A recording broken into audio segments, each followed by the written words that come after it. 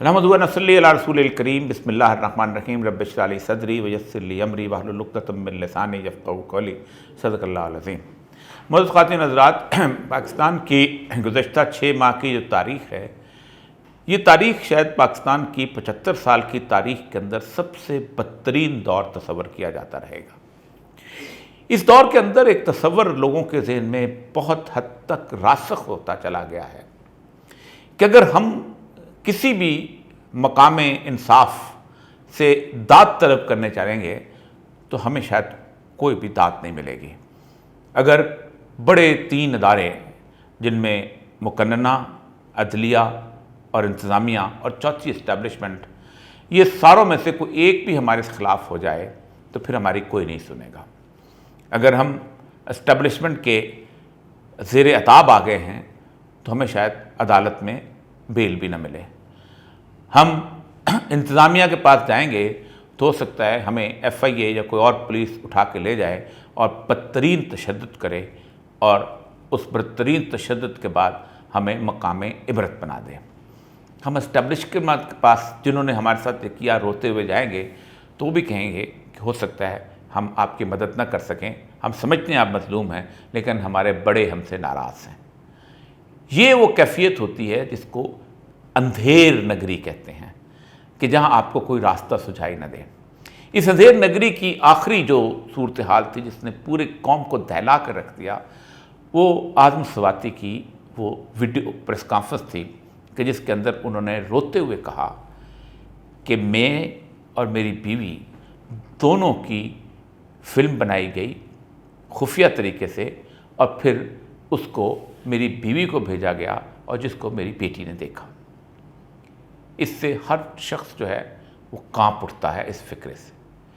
लेकिन उससे ज़्यादा गलीस और गंदा रवैया उन लोगों का था कि जिन्होंने 1 घंटे के अंदर अंदर अपनी ट्वीट से, अपने बयानात से और अपनी बातों से ये वाज़े करने की कोशिश की कि ये तो जाली है, हमने तो देख ली है।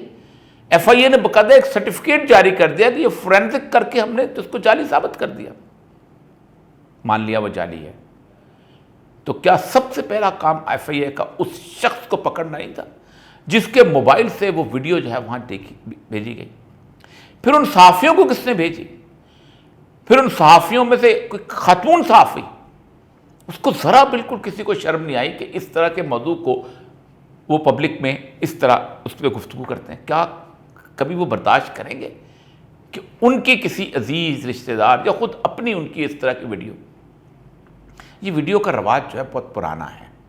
मेरे सामने इस वक्त 11 नवंबर 2007 की अखबार पड़ी हुई है।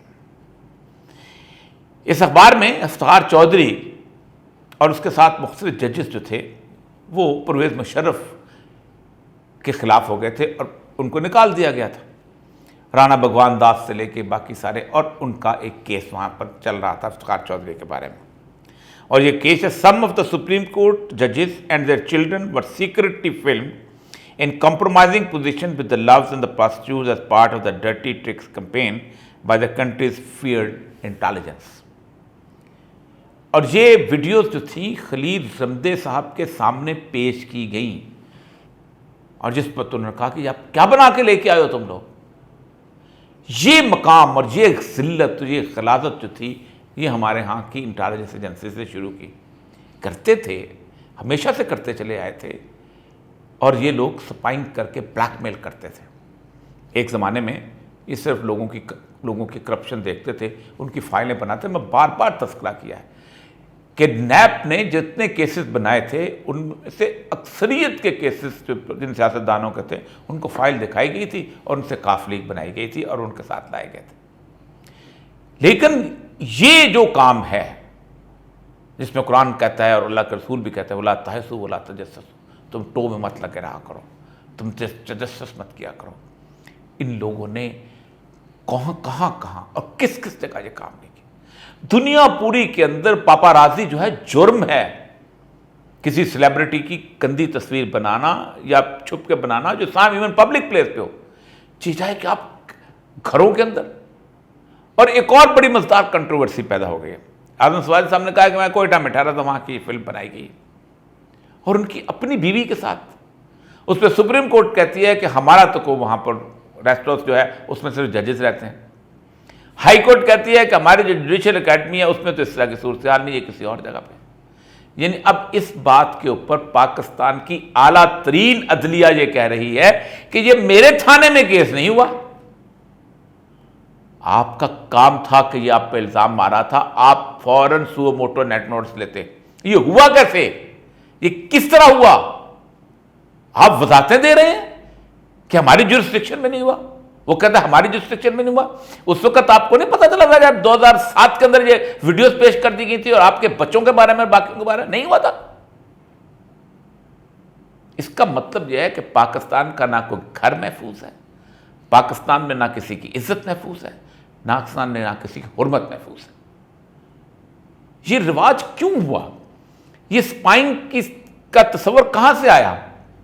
ये चूंकि CIA ट्रेंड लोग हैं, इसीलिए हमारी इंटेलिजेंस एजेंसीज ने भी एक पूरे का पूरा गैंग ख्वातीन का रखा होता है कि हम इनके ज़रिए राज उगलवाते हैं, हम इनके ज़रिए लोगों के बेडरूम्स तक पहुंचते हैं, हम इनके ज़रिए लोगों के पास से, और हम इसके लिए पाकिस्तान का जो है वो फ़ायदा करते हैं। और हम अपनी एक मिशन, जिस बात को मेरा अल्लाह वाज़े तौर पर कुरान के अंदर मना करता है, उस बात से ये ममलकत खुदादाद पाकिस्तान की हिफाजत नहीं की जा सकती।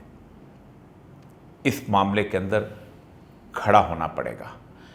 वो वीडियो जिसको इस मुल्क का हर दूसरा बंदा शेयर करता फिरता है, उसके ऊपर आपको देखना पड़ेगा। अगर आपने नहीं देखा तो जिस अखलाकी सवाल की तरफ हम जा रहे हैं उससे हमें कोई नहीं बचा सकता। वाखिर दावाना अल्हम्दुलिल्लाह रब्बिल आलमीन। सियासी मफादात ना एस्टेब्लिशमेंट की धौंस, जमहूरियत ना आमरीत, इस्लाम की निशात सानिया का नकीब और या मकबूल जान का विरास, अब सिर्फ यूट्यूब पर।